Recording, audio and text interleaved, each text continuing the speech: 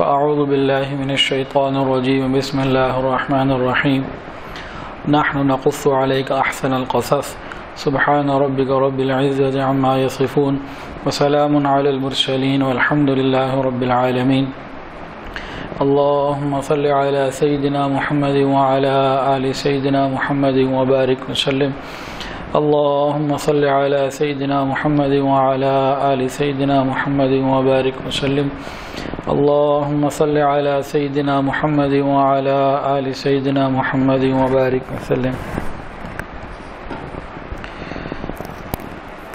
سورہ یوسف میں حضرت یوسف علیہ السلام کے واقعے کو اللہ رب العزت نے بہت تفصیل کے ساتھ بیان فرمایا. ان کے بچپن سے لے کے بھائیوں کے کنویں میں ڈالنے تک اور پھر عزیز مصر کے ہاں پہنچنے تک باقی سارے واقعات کو بہت تفصیل سے اللہ نے ذکر فرمایا ہے اور اس کو احسن القصص فرمایا، بہترین واقعہ فرمایا ہے. اس میں سیکھنے کے لیے، سمجھنے کے لیے، عبرت کے لیے بہت ساری چیزیں ہیں. اس بہت مختصر سے وقت میں تو اس میں سے چند نکات اشارے ہی بیان کیے جا سکتے ہیں. تاہم سورہ یوسف کو پڑھنا اور اس کو سمجھنا زندگی کے اندر اچھی تبدیلیاں آتی ہیں. اس کے لیے ایک بہترین کتاب ہے حضرت جی پیر حافظ الفقار احمد نقشبندی دامت برکاتہم کی سورہ یوسف کے 101 فوائد. عجیب عجیب نکات ہیں اس کے اندر. اس کو لیا جائے، پڑھا جائے تو انشاءاللہ بہت ساری چیزیں سمجھ میں بھی آئیں گی، عمل میں بھی آئیں گی. سیدنا یوسف علیہ السلام نے بچپن میں خواب دیکھا کہ 11 ستارے، چاند، سورج ان کو سجدہ کر رہے ہیں. اپنے والد یعقوب علیہ السلام کو ذکر فرمایا. حضرت یعقوب علیہ السلام نے کہا کہ دیکھو بھائیوں کو ذکر نہ کرنا، اللہ تمہیں عزتیں عطا فرمائیں گے. بھائیوں کو ان سے حسد تھا کہ حضرت یوسف علیہ السلام کے اوپر حضرت یعقوب علیہ السلام کی توجہ زیادہ تھی، محبت کی نگاہ زیادہ تھی. تو وہ کہتے تھے کہ ہم تو ایک پورا جتھا ہیں، آپ ہمیں توجہ نہیں دیتے، آپ ادھر توجہ دیتے ہیں، تو یہ بات تو ہماری شان کے خلاف ہے. تو انہوں نے پھر حسد کیا اور پھر یوسف علیہ السلام کو کنویں میں جا کے پھینکا ہے. ایک جھوٹا بہانہ بنایا. یعقوب علیہ السلام نے صبر کیا. اس وقت کیا ہوا، جب کنویں سے نکالا گیا وہاں ایک وجاءت سیارۃ فارسلوا واردہم فادلی دلوہ، ایک قافلہ آیا. انہوں نے اپنے آدمی کو پانی کے لیے جب بھیجا تو ان کو تو لڑکا نظر آیا تو خوش ہو گیا. قال یا بشری ھذا غلام، کہنے لگا بھائی مبارک ہو، یہاں تو ایک لڑکا نکل آیا، ہم اس کو بیچ دیں گے تو پیسے مل جائیں گے، اس طرح کا مقصد. اور انہوں نے بیچ بھی دیا، مصر کے بازار میں بیچ بھی دیا. اس کے بارے میں اللہ فرماتے ہیں وَشَرَوْهُ بِثَمَنٍ بَخْسٍ دَرَاهِمَ مَعْدُودَةٍ، انہوں نے بعد میں بیچا لیکن یہ بھائیوں سے بھی خریدنے کا ذکر ہوا. بہرحال بات جو نقطہ جو عرض کرنا ہے نا وہ یہ ہے کہ حضرت یوسف علیہ السلام تو حسین پیدائشی سے، حضرت یوسف علیہ السلام بڑی عمر میں جا کے حسین نہیں ہوئے تھے، ابتدائی عمر سے ہی ان کو جنتی حسن ملا تھا. اس وقت جب ان کو بیچا گیا تو وَشَرَوْهُ بِثَمَنٍ بَخْسٍ دَرَاهِمَ مَعْدُودَةٍ، چند گنے چنے درہم ملے. یعنی حسن ظاہری کی اللہ تعالیٰ کے ہاں کیا قیمت ہوئی؟ وَشَرَوْهُ بِثَمَنٍ بَخْسٍ دَرَاهِمَ مَعْدُودَةٍ. حسن ظاہری کا کوئی معاملہ نہیں. جب ان کو علم مل گیا، جب ان کو تعویل احادیث مل گئی اور حکمتیں مل گئیں، تب اللہ تعالیٰ نے ان کو مصر کا عزیز مصر بنا دیا، بادشاہ بنا دیا، تخت و تاج عطا فرما دیا. تو ظاہری حسن کی اللہ کے ہاں کوئی قیمت نہیں، عمل کی قیمت ہے. انسان صبر اور استقامت کے ساتھ اللہ کے حکموں پہ چلتا رہے، اس کی اللہ کے ہاں قیمت ہے.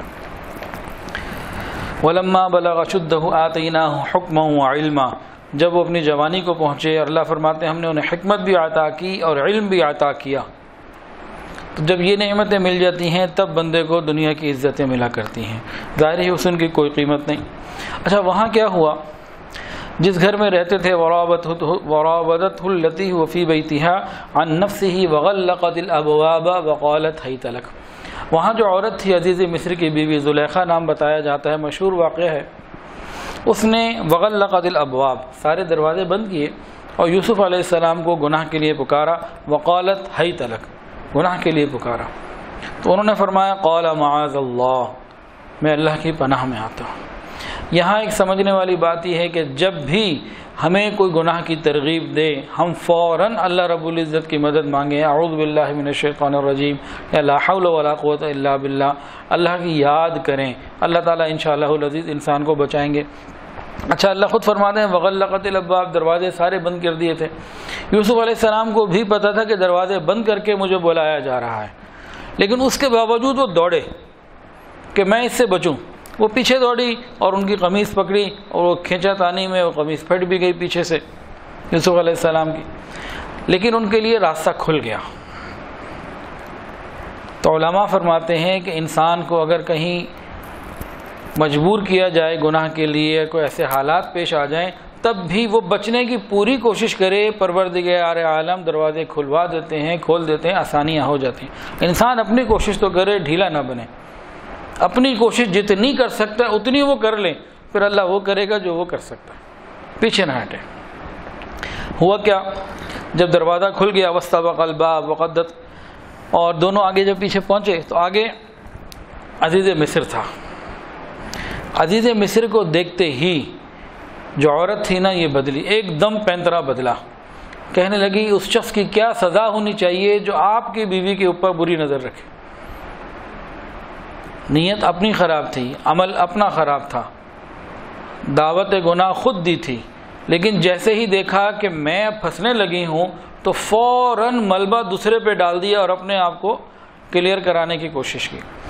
جہاں بھی محبت غیر اللہ کی ہوگی، یہ نفسانی شیطانی شہوانی محبت جہاں بھی ہوگی، وہاں یہی معاملہ آج بھی ملے گا، اور ہمیشہ سے یہی رہا ہے، آگے بھی ایسا رہے گا کہ جب ان دو محبت کے مریضوں کو آپس میں کوئی مسئلہ ہو اور کسی ایک کی عزت خراب ہونے لگے، فوراً دوسرے پہ ملبہ ڈال دے گا، اپنے آپ کو بچا لے گا۔ لیکن جو محبتیں اللہ کے لیے ہوں گی، اللہ کی رضا کے لیے ہوں گی، انسان اپنے اوپر سارا ملبہ ڈال لے گا، دوسرے کو بچائے گا۔ یہ فرق ہے اللہ کی محبت میں اور نفسانی محبت میں۔ کہیں بھی آپ کو دیکھ لیجئے گا، اللہ کے لیے محبت کرنے والے یہ دوسرے کو بچا لیا کرتے ہیں کہ چلو کوئی بات نہیں، میں ہی غم اٹھا لیتا ہوں، تکلیف اٹھا لیتا ہوں، یہ میرا بھائی یا میرا فلاں یہ بچ جائے۔ یہ کہاں ہوتا ہے؟ جہاں محبتیں اللہ تعالیٰ کے لیے ہوتی ہیں۔ اب عزیز مصر کو جب اس کی بیوی نے کہا کہ اس کی کیا سزا ہو، تو بہرحال پھر وہ قمیص کا واقعہ ہوا، معلوم ہو گیا، اس کو اندازہ ہو گیا کہ غلطی میری بیوی کی ہے۔ تو قرآن مجید کے اندر آتا ہے اس نے یوسف علیہ السلام کو فرمایا، یوسف علیہ السلام کو کہا یوسف اعرض عن ھذا، آپ بس خاموش ہو جائیں، اس بات کو نا بس نظر انداز کر دیں، اور اپنی بیوی کو کہا واستغفری لذنبک، کہ تم ٹھیک ہو جاؤ، توبہ کرو اور تم ٹھیک ہو جاؤ، انک کنت من الخاطئین، تمہاری ہی غلطی ہیں۔ یہاں تک تو معاملہ ہو گیا۔ یوسف علیہ السلام کو کہا آپ خاموش ہو جائیں، بیوی کو کہا تم توبہ کر لو اور تم ٹھیک ہو جاؤ، اور خود وہ بتانے والا تو تھا نہیں۔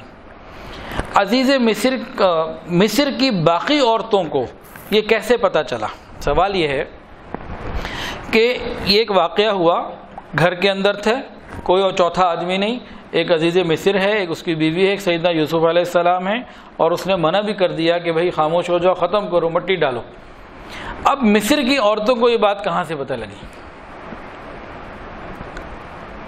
جب مصر کی عورتوں کو یہ بات پتہ لگی تو اس نے ان عورتوں نے عزیز مصر کی بیوی کو زلیخا کو تانے دیے کہ نہ تیرے مقام کا بندہ، نہ تیری شان کا بندہ، تو وقت کی ملکہ اور وہ ایک غلام تیرے گھر میں آنے اور رہنے والا، تجھے کیا پاگل ہو گئی تو؟ اس نے بھی کہا اچھا ٹھیک ہے کہ میں پھر انتظام کرتی ہوں۔ اس نے پھر ایک اچھی دعوت دی، گاؤں تکیے لگائے، اور اس کے میں کھانے پینے رکھے، پھل رکھے اور چھریاں رکھیں، اور جس وقت چھریاں سے پھل کاٹنے کا وقت آ گیا تھا، اس وقت اس نے یوسف علیہ السلام کو بلایا، اور ان عورتوں نے یوسف علیہ السلام کے جب حسن کو دیکھا، بجائے پھل کاٹنے کے اپنے ہاتھ کاٹ بیٹھی، کہنے لگی ما ھذا بشر ان ھذا الا ملک کریم، یہ تو انسان ہی نہیں لگتا، یہ تو کریم کوئی فرشتہ ہے۔ ان کے ہاں بھی عقیدہ تھا کہ فرشتے خوبصورت ہوتے ہیں، شیطان بدصورت ہوتے ہیں۔ اور اس کے بعد زلیخا نے کہا کہ میں نے تو اس کو گناہ کی طرف دعوت دی تھی، یہ بچ گیا، پاک دامن رہا، اب اگر یہ نہ مانا تو پھر میں نے سزا دلوانی ہے۔ یہ قرآن مجید کے اندر ہے۔ اب یہاں جو پہلی بات تھی، یہ ان عورتوں کو کیسے پتہ چلا؟ مفسرین لکھتے ہیں گھر کے جو کام والے، نوکر اور اس طرح کے لوگ ہوتے ہیں، انہوں نے جا کے بتایا۔ عزیز مصر تو نہیں جا کے بتائے گا میری بیوی نے یہ کیا، وہ خود بھی نہیں بتائے گی اور یوسف علیہ السلام بھی نہیں بتائیں گے۔ تو گویا معلوم یہ ہوا جس بات کو راز رکھنا ہے اس کو اپنے اندر رکھیں۔ گھر میں جو کام کاج والے ہوتے ہیں ان سے اگر کوئی بات ذکر کر دی، ان کے سامنے کوئی واقعہ ہو گیا، اس بات کو بھول جائیں گے، اب کسی کو پتہ نہیں چلے گا، وہ پھر کھلی کی بات اور آگے جائے گی۔ اچھا، اب عورتوں کو جب یہ معلوم ہوا نا کہ یہ اتنے خوبصورت، اور ساتھ زلیخا نے کھلا کہہ بھی دیا کہ یہ بھی تو یہ بچ گیا، لیکن آئندہ میری کوشش جاری ہے، نہ مانا تو پھر میں کچھ کروں گی، سزا دلواؤں گی، یہ وہ۔ تو یوسف علیہ السلام نے پھر اللہ تعالیٰ سے عرض کی، یا اللہ، دعائیں بھی مانگی اور عزیز مصر کو کہا مجھے جیل میں ہی ڈال دو۔ یہاں سے مفسرین نے نقطہ لکھا کہ جب انسان کے پاس کوئی اور حال نہ ہو تو تھوڑی بہت تکلیف برداشت کر لے، ماحول کو چھوڑ دے، سہولیات کو چھوڑ دے۔ یوسف علیہ السلام اگر اس کی بات کو مانتے تو کیا ہوتا؟ محل میں رہتے، نعمتوں میں رہتے، لیکن انہوں نے اللہ تعالیٰ کی خاطر، اپنی حیا اور ایمان اور پاک دامنی کی بقا کی خاطر محل کی سہولیات کو ترک کیا اور جیل کی تکلیفوں کو اٹھانا برداشت کیا۔ یہ استقامت ہوتی ہے، اس کے اوپر پھر اللہ تعالیٰ کی طرف سے رحمتیں آیا کرتی ہیں اور فضل آیا کرتا ہے۔ اور یہاں پہ ایک جملہ قرآن مجید کے اندر آتا ہے عورتوں کے بارے میں، ان کیدکن عظیم، کہ بے شک تمہارا مکر بہت بڑا ہے۔ یہ عورتوں کی چالیں بہت بڑی ہوتی ہیں، اگر یہ چال پر آ جائیں، ہاں اگر کوئی اندر خوف خدا ہے، پاک دامنی ہے اور اللہ تعالیٰ کی یاد ہے، پھر تو یہ عورت 70 ولیوں سے بھی بھاری ہو سکتی ہے، بڑی ہو سکتی ہے۔ لیکن اگر یہ عورت چالوں پر آ جائے تو مرد پوری قوت لگا کے کدال سے اپنے گھر کو نہیں توڑ سکتا، یہ عورت سوئی سے توڑ سکتی ہے۔ اچھا، ایک ہوتی ہے عقل اور ایک ہوتی ہے چالاکی، ایک چیزیں الگ الگ ہیں، بتائیں؟ عقل مندی اور چالاکی ایک ہی چیزیں الگ الگ ہیں، بتائیں؟ علیحدہ علیحدہ کوئی دلیل یہی ہے، ان کیدکن عظیم، تمہاری چالاکیاں، مکر بہت بڑا ہے، عورتوں کو یہ بتایا گیا۔ اور حدیث کے اندر آتا ہے یہ ناقصات العقل والدین ہیں، یہ دین کے اندر بھی ناقص ہیں اور عقل کے اندر بھی ناقص ہیں، یعنی عقل کوئی اور چیز ہے، یہ مکاری چکا اور چلاکی اور یہ اسمارٹنس جو ہے نا، یہ الگ چیز ہے، دونوں چیزیں بالکل الگ الگ ہیں۔ عورتوں کے بارے میں حدیث کے اندر آتا ہے، ایک مرتبہ نبی علیہ السلام عید کی نماز پڑھنے جا رہے تھے، پڑھانے کے لیے عورتوں کو خطاب کرتے ہوئے فرمایا کہ ہوش مند آدمی کی عقل کو ختم کرنے میں نے تم سے بڑھ کر کسی کو نہیں دیکھا۔ اچھا بھلا آدمی ہوتا ہے، کھانے کمانے والا ہوتا ہے، وہ کسی عورت کے چکر میں پڑ کے اپنی زندگی تباہ کر لیتا ہے۔ کتنے ایسے واقعات ہیں، ہاں اس کو تفصیل کا ابھی وقت نہیں، کہ اچھا بھلا آدمی کسی نہ کسی عورت کے چکر میں پڑ گیا، گھر میں بیوی بچے، والدین، خاندان، کاروبار، سب کچھ تباہ کر بیٹھتا ہے۔ اللہ تعالیٰ حفاظت فرمائے۔ اور حدیث کے اندر آتا ہے میں نے اپنے بعد عورتوں سے بڑھ کر کوئی فتنہ ایسا نہیں چھوڑا جو تکلیف پہنچانے میں، ضرر دینے میں اور عورتوں سے بڑا ہو، یہی کافی ہیں۔ ایک حدیث کے اندر آتا ہے کہ دنیا سے بچو اور عورتوں سے بچو، یعنی ان دونوں کو سوچ سمجھ کر استعمال کرو، حکمت کے ساتھ، ان کے فریب میں مت آ جانا۔ یہ موٹے موٹے آنسو بہا کے ایسے ایسے معاملات کر لیتی ہیں کہ الامان والحفیظ، تو یہ سمجھایا گیا۔ تاہم اس کا یہ مطلب نہیں ہے ساری عورتیں ہی بری ہوتی ہیں، ان کے مکر سے بچنے کو بتایا گیا۔ انسان نیکی تقوی کا گھر میں ماحول رکھے، خود بھی اور گھر والوں کو بھی لے کے چلے، اللہ تعالیٰ رحمت کا معاملہ فرما دیتے ہیں۔ پھر یوسف علیہ السلام کا قید سے باہر آنا اور وہ 7 سال خوب فراوانی کے غلے کے، پھر 7 سال قحط کے، اس کے اندر آپ نے ایک کوٹا سسٹم بنا دیا، سلسلہ چلتا رہا۔ ان کے بھائی پھر اس میں 3 مرتبہ آئے، ایک مرتبہ آئے غلہ لے گئے، انہوں نے کہا بنیامین کو بھی لے کر آنا، اگلی مرتبہ پھر آئے بنیامین کو لے کر آئے، اور تیسری مرتبہ جب آتے ہیں تو اس وقت کے عجیب حالات ہیں۔ اللہ اکبر کبیرہ، سنیے اللہ فرماتے ہیں فلما دخلوا علیہ قالوا یا ایھا العزیز مسنا واہلنا الضر وجئنا ببضاعۃ مزجاة فاوف لنا الکیل وتصدق علینا ان اللہ یجزی المتصدقین۔ یہ نبی زادے ہیں، یوسف علیہ السلام بھی ایک ہی باپ کے بیٹے ہیں، یہ بھی اسی باپ کے بیٹے ہیں۔ ان کے والد یعقوب علیہ السلام نبی ہیں تو ان کے بھی تو والد یعقوب علیہ السلام نبی ہیں۔ لیکن ایک وقت ایسا آیا ان کے اندر حسد تھا، اپنے بھائی سے حسد ہوا، اس کے ساتھ پھر عمل برا کیا، اور ادھر کیا تھا؟ ادھر تقویٰ تھا، ایمان تھا، پاک دامنی تھی، کردار کی بلندی تھی، کردار کی عظمت تھی، صبر اور استقامت تھی۔ محل کی نعمتوں کو چھوڑ کر جیل کی تکلیفوں کو برداشت کرنا گوارا کیا اپنے ایمان اور اپنی حیا کے لیے۔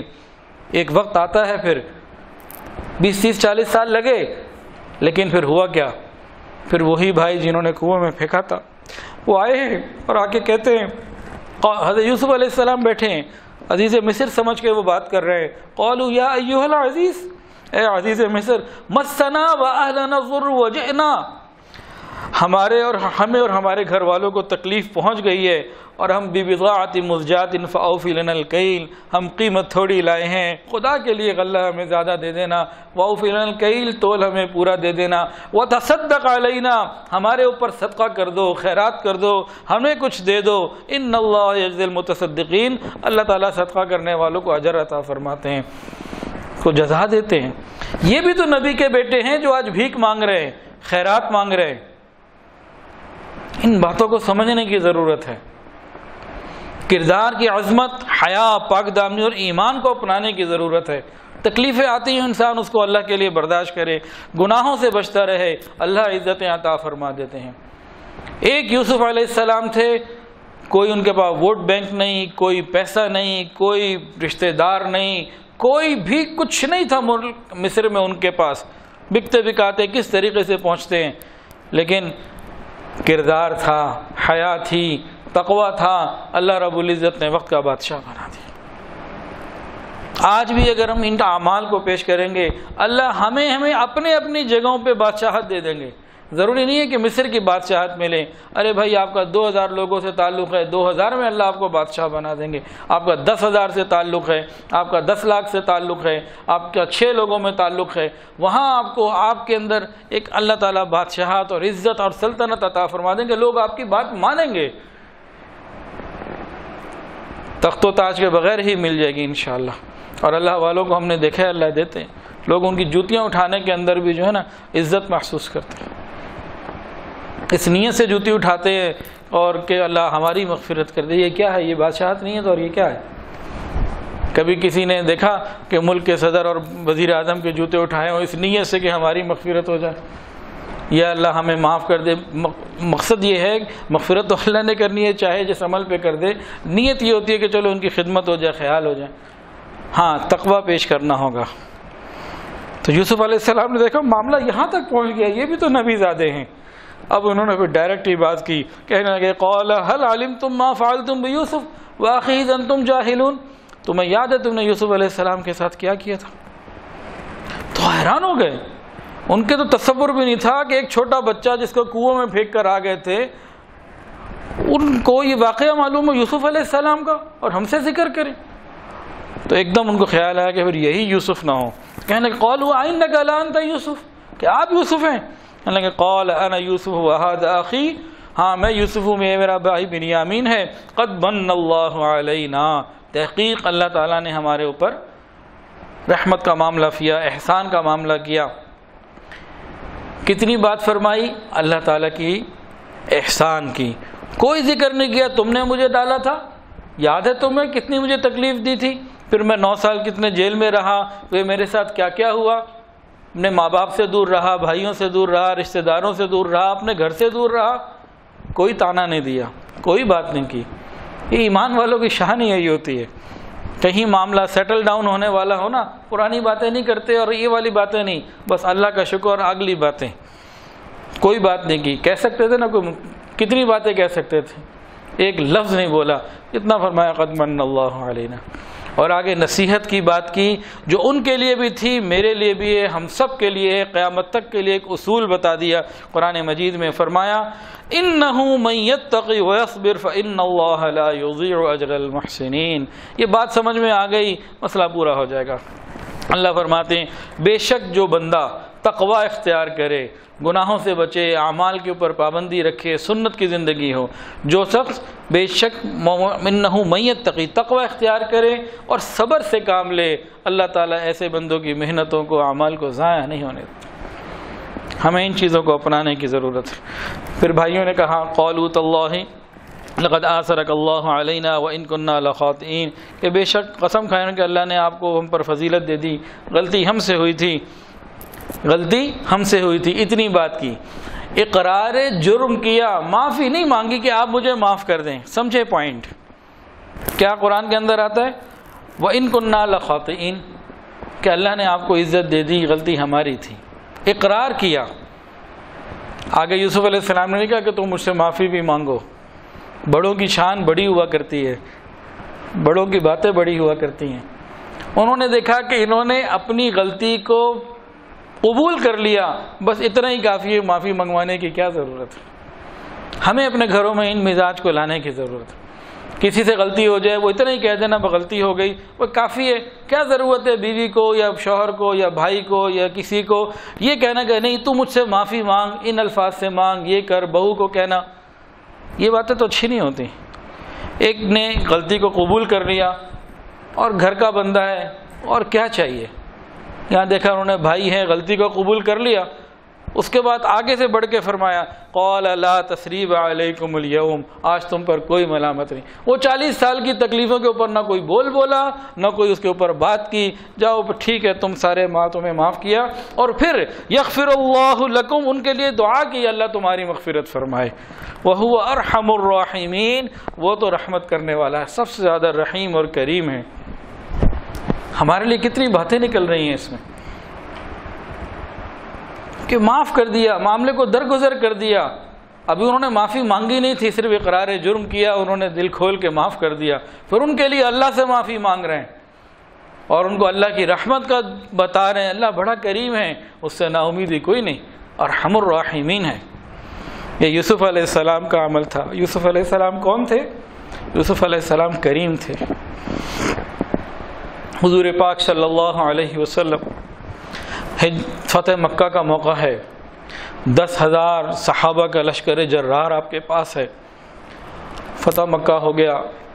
اس دن کافروں کی بڑی یہ امید تھی آج کوئی زندہ نہیں بچے گا۔ جو مکہ کی عورتیں تھیں ان کی امید تھی کہ آج تو یہ لوگ آئیں گے، ہماری عزتیں، ہمارا مال کچھ نہیں بچے گا، جیسا کہ وہ کرتے تھے۔ وہ سمجھے آج ہمیں فتح کر لیا گیا ہے، آج ہمارا کچھ نہیں بچے گا، ان کو تو ہم نے نکالا تھا۔ لیکن رات گزرتی چلی جا رہی ہے، مکہ کے لوگ گھروں میں حیران پریشان ہیں کہ ابھی تک ہمارے گھروں میں کوئی قتل و غارت گری اور کوئی غلط کام شروع نہیں ہوا، کچھ بھی نہیں ہوا۔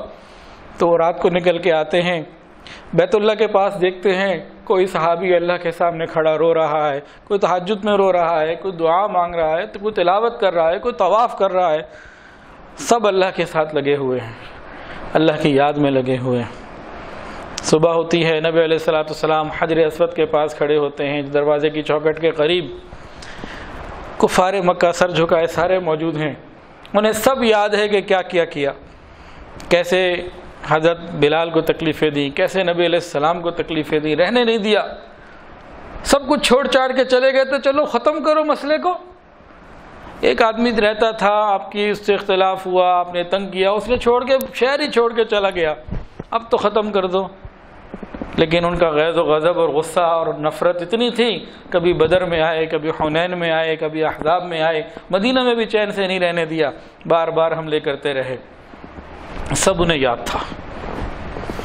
نبی علیہ السلام نے ان سے پوچھا کیا کہتے ہو، کیا آج تمہارے میرے بارے میں اور کیا خیال ہے، کیا بات ہے؟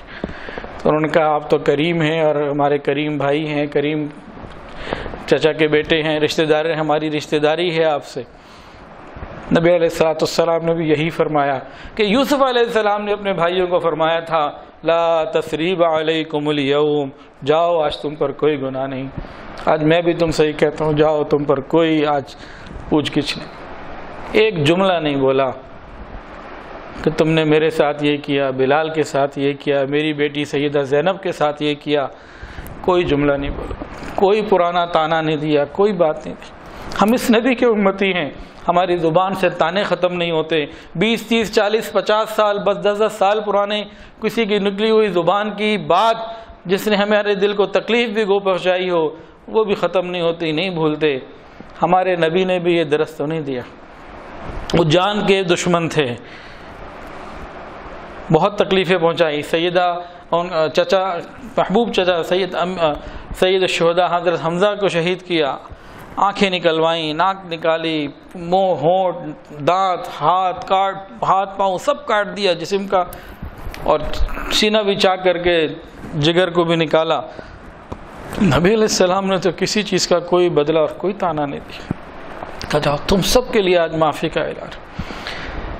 حضرت یوسف علیہ السلام بھی کریم تھے، نبی علیہ السلام بھی کریم، سب کو معاف کر دیا، کسی سے کوئی بدلہ نہیں۔ اس وقت ایک اور بڑا عجیب معاملہ ہوا، یہ بہت تھوڑے لوگوں کو یہ بات معلوم ہوگی۔ صحابہ جب جگہ فتح ہو گئی، سب چیزیں ہو گئی، سیٹل ڈاؤن ہو گیا معاملہ، صحابہ نے کہا یا رسول اللہ صلی اللہ علیہ وسلم یہ گھر میرا ہے، میں یہاں پیدا ہوا تھا، الفاظ اب میرے ہیں، یہ گھر تو میرا ہے، میں یہاں پیدا ہوا تھا، ہجرت کی تھی آپ کے لیے اللہ کے لیے، اب اللہ نے ملک دے دیا ہے، اپنا گھر میں واپس لے لوں، میں کسی کے گھر پہ قبضے کی بات نہیں کر رہا، میرا اپنا گھر جہاں میں نے زندگی گزاری ہے، جس کو مجھے چھوڑنا پڑا وہ فلاں کافر کے پاس ہے، وہ فلاں مشرک کے پاس ہے، وہ فلاں خدا کے دشمن کے پاس ہے جس نے ہمیں اتنی تکلیفیں دی ہیں، اس کا اپنا گھر بھی برابر میں کہیں موجود ہے، میں اپنا والا لے لوں اس سے۔ رسول اللہ صلی اللہ علیہ وسلم نے فرمایا جو چیز اللہ کے لیے چھوڑ چکے ہو اسے کیوں واپس مانگتے ہو؟ پیارے نبی کی تو یہ تعلیمات ہیں۔ ہم تو کہتے ہیں اپنے حق کے لیے خون کا آخری قطرہ تک بہا دیں گے، خون کا آخری قطرہ تک بہا دیں گے، لڑیں گے، ہمیں تو اپنا حق پورا تول کے چاہیے۔ اگر ہم نے تول والا معاملہ کیا اور اللہ نے ہمارے اعمال کو، ہماری زبان سے نکلے ہوئے الفاظ کو اگر تکڑی میں تول دیا، ہم تو فارغ ہو جائیں گے۔ تو نبی علیہ السلام نے سب کو معاف کر دیا، تو ہم بھی اللہ تعالیٰ سے معافی مانگا کہ نہیں یا اللہ۔ حضرت یوسف علیہ السلام کریم تھے، انہوں نے اپنے بھائیوں کو معاف کر دیا۔ حضور پاک صلی اللہ علیہ وسلم بھی کریم، انہوں نے مکہ کے مشرکوں کو، کافروں کو، دشمنوں کو، جو اللہ آپ کے بھی دشمن تھے، نبی علیہ السلام کے بھی دشمن تھے، اسلام کے بھی دشمن تھے، صحابہ کے بھی دشمن تھے، ان کو بھی کھلی عام معافی کا اعلان کر دیا اور کوئی حساب کتاب نہیں مانگا۔ اللہ آپ تو کریموں کے کریم ہیں، اللہ آپ تو کریموں کے کریم ہیں، ہم بھی آپ سے معافی کا سوال کرتے ہیں۔ آج آپ ہمیں رمضان کی اس رات میں فرما دیجئے لا تثریب علیکم اليوم، جاؤ تم پر کوئی گناہ نہیں۔ ہم اللہ سے یہ مانگ تو سکتے ہیں نا، اللہ کے لیے کیا مشکل ہے وہ ہم سب کو معاف فرما دے، ہمیں جہنم کی آگ سے بچا لے۔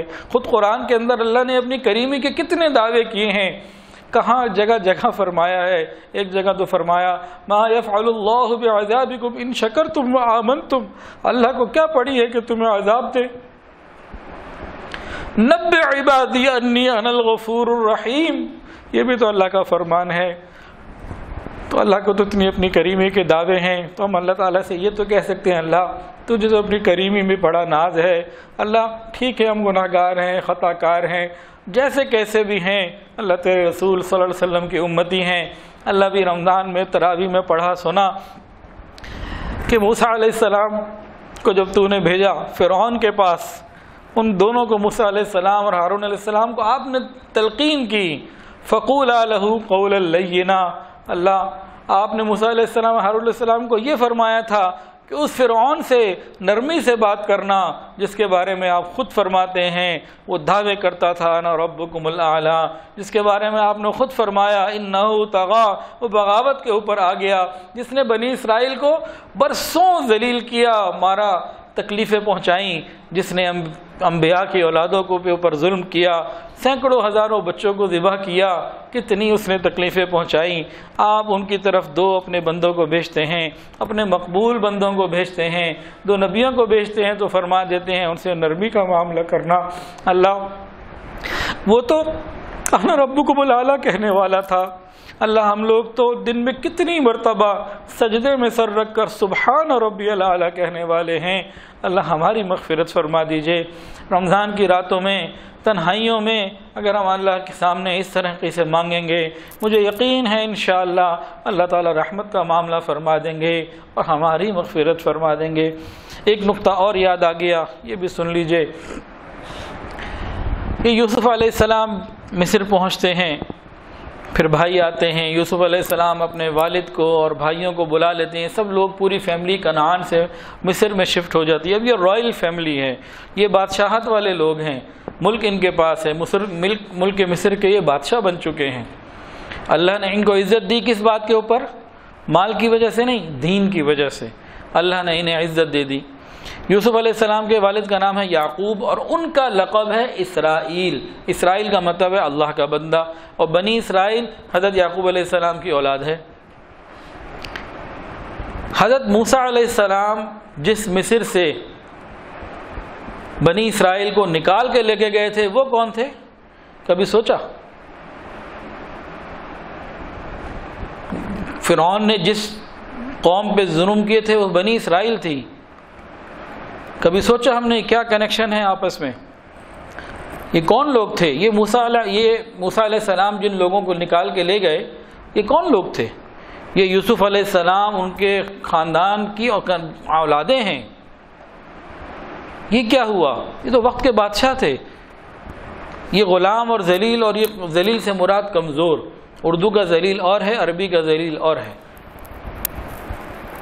یہ کیوں ذلت میں آ گئے؟ یہ کیوں غلامی میں آ گئے؟ یہ کیوں بادشاہت سے نکل کر قید کی تکلیفوں میں آ گئے؟ کیا وجہ بنی؟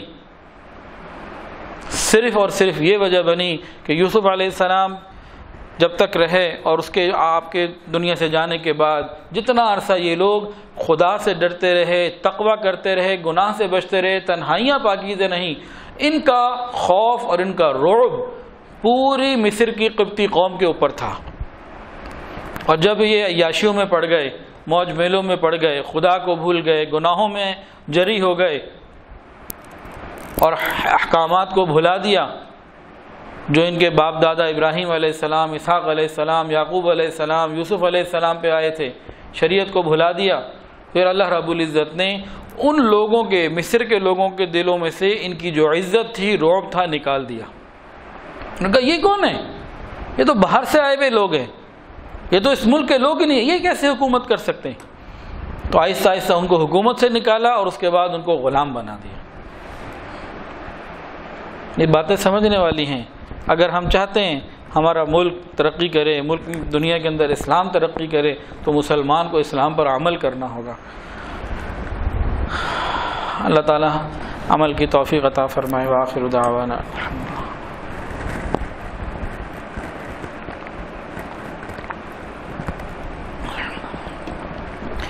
دعا کر لیجیے۔ الحمدللہ رب العالمین وصلی اللہ علی النبی الامی الکریم۔ ربنا ظلمنا انفسنا وان لم تغفر لنا وترحمنا لنکونن من الخاسرین۔ اللہ ہم آپ کے عاجز مسکین بندے ہیں، اللہ ظاہر میں بندے، حقیقت میں نہایت ہی گندے ہیں۔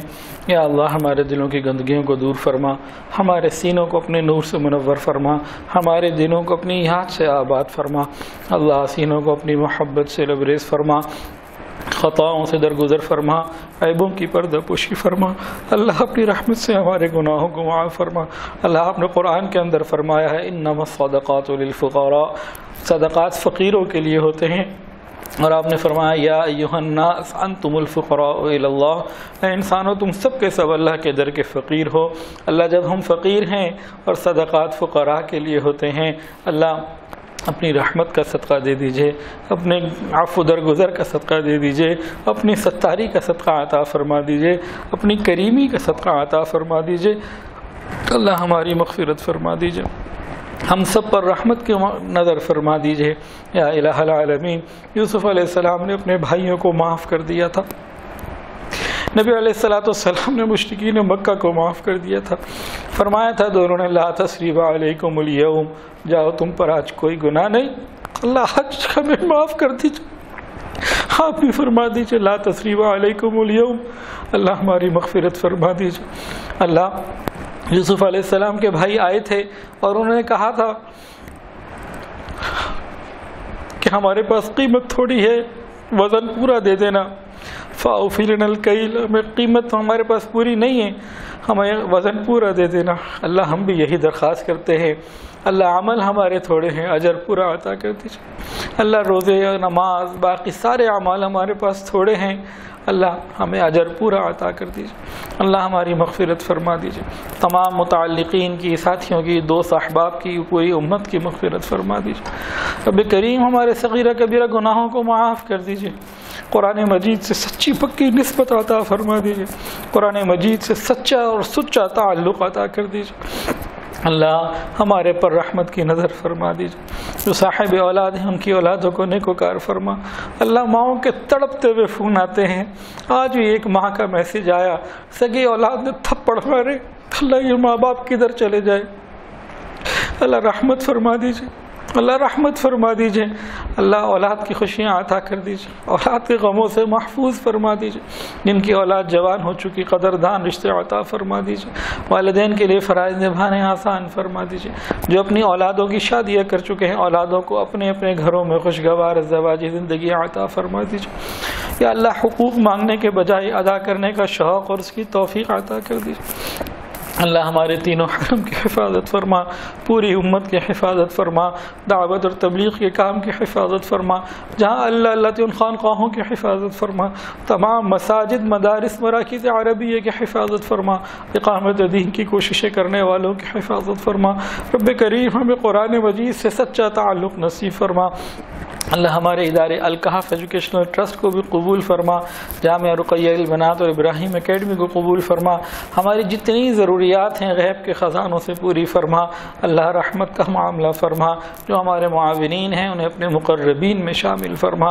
اللہ بہت سارے لوگوں نے دعاؤں کے لیے کہا اور جو کہنا چاہتے تھے نہیں کہہ پائے، اور وہ لوگ جن کا حق ہے کہ ہم ان کے لیے دعائیں کرتے رہا کریں، رب کریم سب کے لیے خیر کے فیصلے فرما۔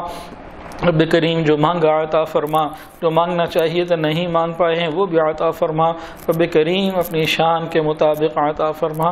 وصلی اللہ تعالی علی خیر خلقہ سید، یا اللہ تمام حاضرین کی تمام دعاؤں کو قبول فرما، پردے میں جو مستورات ہیں ان کو بھی قبول فرما۔